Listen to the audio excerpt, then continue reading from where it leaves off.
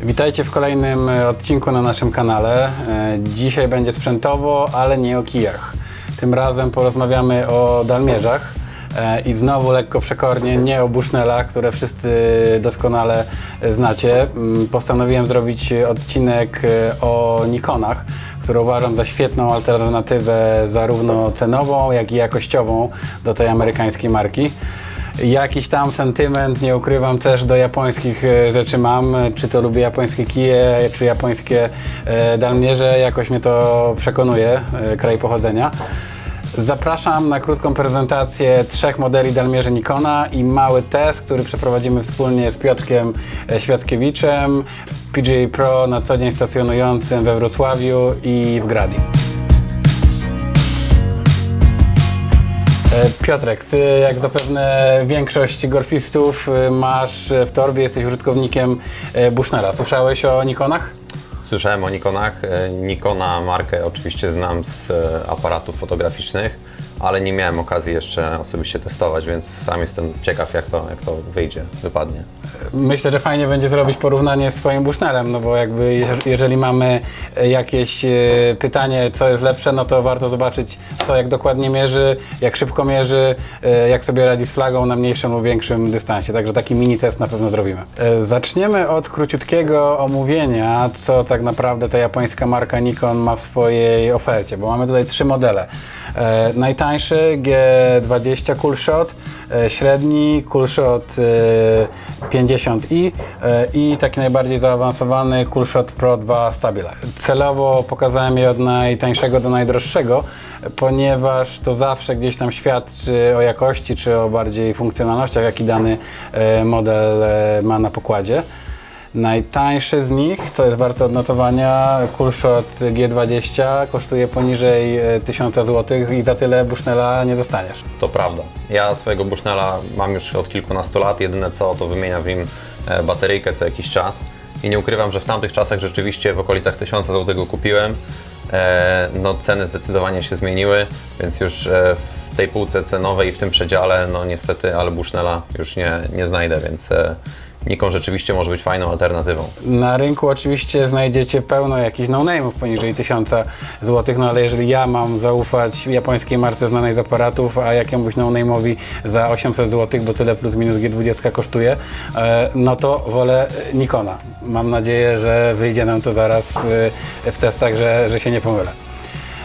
Nikon G20 jest dosyć mały, jak na niego popatrzymy, od przodu i z boku, ale zapewnia bardzo fajne właściwości. Jest wodoodporny, 6-krotne powiększenie i tryb ciągłego skanowania, czyli możecie sobie po całym terenie skanować przez 8 sekund, żeby znaleźć odległości do różnych punktów, które Was interesują. W G20 mamy też coś na kształt Jolta, znanego z Bushnella, czyli tryb pierwszego planu, jak to Nikon sobie nazywa. Generalnie chodzi o to, że jeżeli mierzycie na flagę, z tyłu są jakieś drzewa, krzaki na 150 czy 100 metrów, no to nie wiecie, czy trafiliście we flagę, czy w krzaki. Dzięki tej funkcjonalności właśnie dalmierz Nikona Wam gwarantuje, że mierzycie na flagę, na obiekt, który stoi i wygląda jak tyczka. Ma taką po prostu funkcję w swojej optyce i elektronice wbudowaną. Dobra, Michał, fajnie się Ciebie słucha, więc chętnie sprawdziłbym, jak to wszystko wygląda w praktyce i myślę, że możemy pójść przetestować. Jasne, nie musicie mi wierzyć na słowo, ja jestem tylko sprzedawcą, także idziemy zobaczyć, jak G20 sobie radzi z odległościami. No dobra, na początek łatwe zadanie. Jesteśmy na 17 w Siemianowicach. Mamy po prawej stronie parę drzew i chcemy zobaczyć, jak te dalmierze poradzą sobie, jakie odległości nam pokażą. Także pierwszy test. Dobra, zaczynamy od Nikona Coolshot 20G i w tym momencie mierzę do drzewa środkowego. Są po prawej stronie od fairwaya są 3 drzewa w linii prostej. Mierzę do środkowego i rzeczywiście pomiar jest bardzo szybki, bardzo dokładny. 189 metrów mamy z tego miejsca, gdzie w tym momencie stoimy. Do drzewa pierwszego będzie 182. Nie? Fajny, mały, zgrabny, że tak powiem, nic chyba więcej nie trzeba, jeśli chodzi o taki pomiar.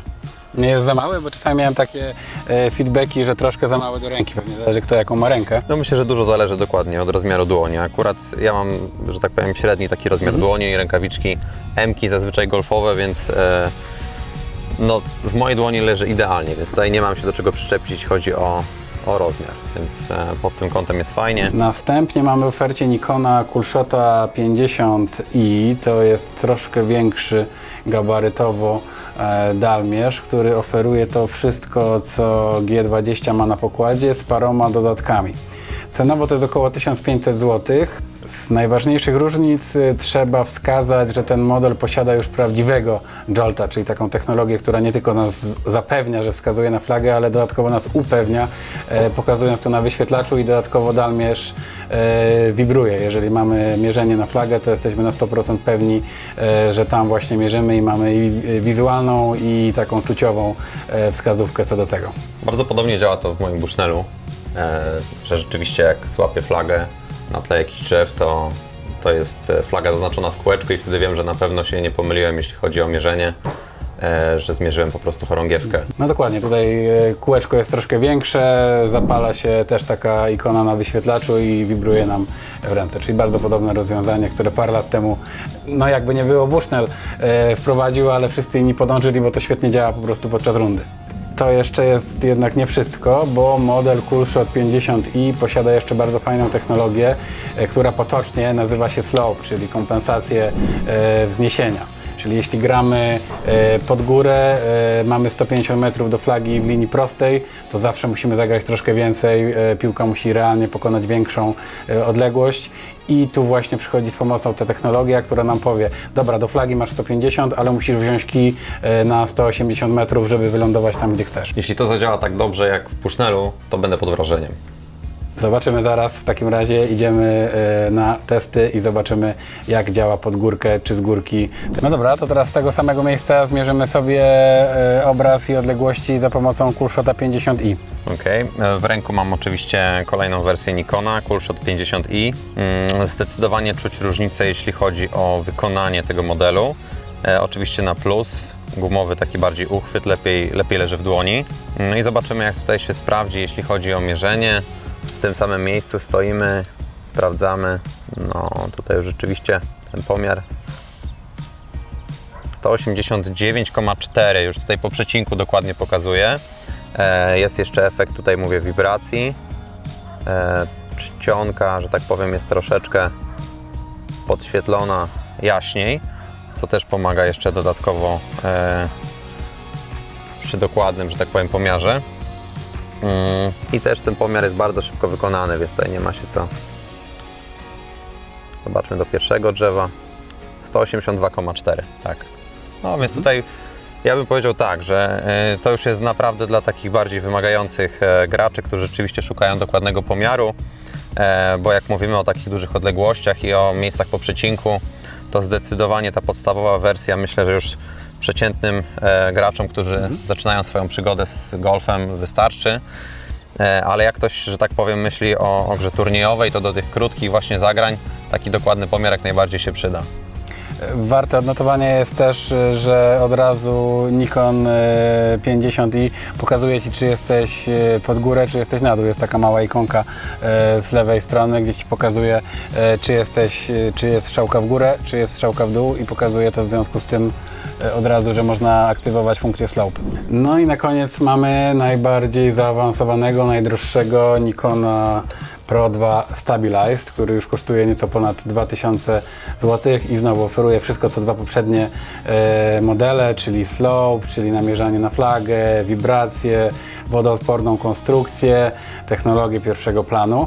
Natomiast w tym modelu postawiono na coś, co de facto on ma w nazwie, czyli stabilizację. Tutaj z pomocą przyszła zaawansowana optyka, z której jakby nie było Nikon słynie w swoich aparatach fotograficznych. Jest zapożyczona do tego dalmierza i dzięki temu mamy w ręce urządzenie, które jest wyjątkowo stabilne. Jeżeli ręka nam się trochę trzęsie, jesteśmy zmęczeni, lekko zdenerwowani, zestresowani, to tutaj w tym modelu znacznie wyraźniej zobaczymy obraz dzięki technologii Hyper Read i dzięki stabilizacji obrazu. Myślę, że to jest duża zaleta podczas tych nerwowych rund, gdzie jedno uderzenie więcej lub mniej może zrobić różnicę, a odległość znana do flagi też może nam wiele dać podczas rundy i na karcie wyników. Weźmy jeszcze pod uwagę, że dzisiaj mamy nie najgorszy dzień, może nie jest w pełnym słońcu, ale na pewno nie jest zachmurzony, nie pada deszcz, nie ma mgły.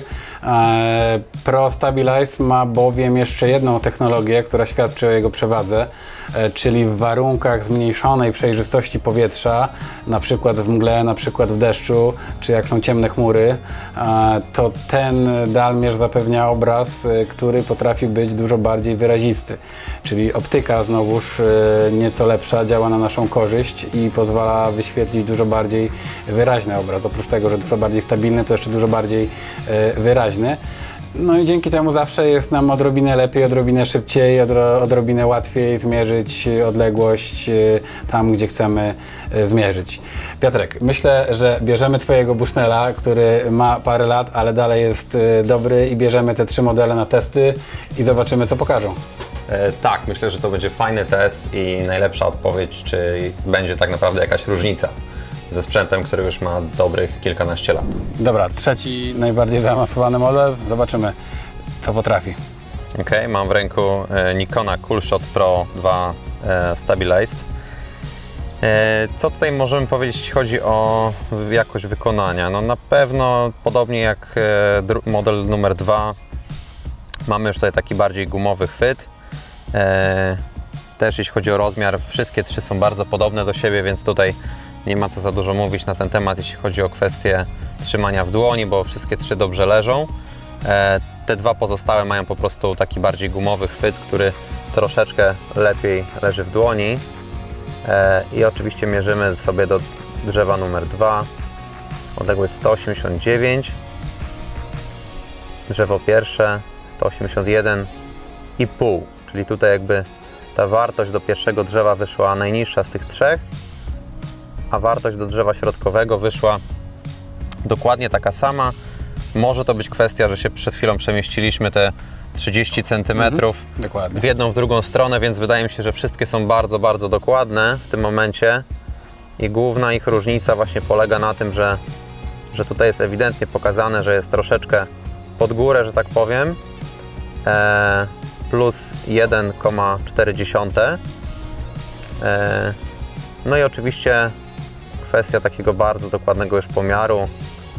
Jak gramy na jakichś górzystych polach, to może się to bardzo, bardzo fajnie przydać i sprawdzić. No dokładnie, bo 1 metr, który nam Jolt nikonowski sugeruje, no to jest żadna różnica dla przeciętnego amatora, nawet dla PGA Pro też. Podejrzewam, że niewielka przy 180-metrowym strzale. Natomiast jak mamy już 20 metrów pod górę, no to już są nieraz 2 kije różnicy. No dobra, mamy teraz dalmierz Piotrka, jeśli nie powiedzieć 10-letni Bushnell Tour V2. Obecnie już jest model V6, także widzicie, ile generacji wytrzymał ten dalmierz tak swoją drogą. No ale zobaczmy, czy ten model poradzi sobie równie dobrze jak nowoczesne Nikony. Dobra, i mierzymy oczywiście do drzewa numer 2. Sprawdzamy sobie odległość. Odległość do drzewa numer 2 jest 188. Na pewno jeśli chodzi o kwestię stabilizacji, no to już jednak technologia poszła bardziej do przodu i tutaj muszę, że tak powiem, chwilę przytrzymać w dłoniach, że tak powiem, mój dalmierz. Odległość oczywiście też mierzy 189 metrów, więc wszystkie 4 tak naprawdę zmierzyły poprawnie. Pozostałe 3, mówię tutaj o marce Nikon, zdecydowanie szybciej i dokładniej sobie mierzyły nasz cel i że tak powiem, ten obraz był bardziej stabilny, to bez dwóch zdań, ale tak jak mówię, no ten dalmierz, tak jak sam wspomniałeś, już mam wiele dobrych lat. Jedyne co, to raz na jakiś czas wymieniam w nim bateryjkę i cały czas działa. Dokładnie, także technologia idzie do przodu, pewne zmiany można odczuć. To nie jest tak, że jeden dalmierz kupisz i on będzie działał, nie pójdzie za 10 lat, technologia trochę do przodu. Ale fajnie, że zmierzyliśmy taką samą odległość. Tutaj oczywiście nie masz Jolta, bo ten model wtedy tego nie posiadał, prawda? Tak, więc nie to mamy prawda, tego to porównać. prawda. Zarówno ani Slope'a nie posiada, ani Jolta też nie posiada, więc jedyne co, no to po prostu muszę troszeczkę być cierpliwym, jeśli chodzi o mierzenie dokładnie do celu. Nie zawsze jest tak, że zmierzy, że tak powiem, mi chorągiewkę. i czasami, że tak powiem, muszę brać tutaj taką małą poprawkę, mały jakiś taki margines błędu na to wszystko. No dobra, rozumiem, że gdybyś miał wybierać, to pewnie wybrałbyś nowego Nikona, gdybyś miał taką możliwość, taką chęć. Zdecydowanie tak. Jeszcze biorąc pod uwagę tą półkę cenową i ten przedział cenowy, to no w tych pieniądzach myślę, że na tyle był obraz, że tak powiem, dokładny i na tyle, że tak powiem, można było szybko to wszystko zmierzyć, że nawet bym się nie zastanawiał. A jeszcze dodatkowo zaufana marka, która w optyce już działa wiele lat, bo zajmuje się aparatami, to jak najbardziej do mnie to przemawia. Dzięki za udział w odcinku, Piotrek. Myślę, że Nikon posiada bardzo konkurencyjną ofertę dalmierzy i każdy znajdzie coś dla siebie, zarówno pod względem oczekiwań i funkcjonalności, jak i również ceny, którą jesteśmy gotowi zapłacić za dany model. Wszystkie dalmierze Nikona oczywiście znajdziecie na bogigolf.pl czy w naszych sklepach stacjonarnych. I tu uwaga, mamy mały bonus dla wszystkich, którzy wytrwali do końca tego sprzętowego odcinka. Specjalny kod rabatowy dla Was. Jeżeli wpiszecie w koszyku kod Nikon 10, dostaniecie rabat 10%. Ta promocja będzie ważna bardzo długo, bo aż do końca roku 2023. Potem zobaczymy, co będzie. Na pewno na święta można pomyśleć o Nikonie jako o fajnym prezencie z dodatkowym rabatem.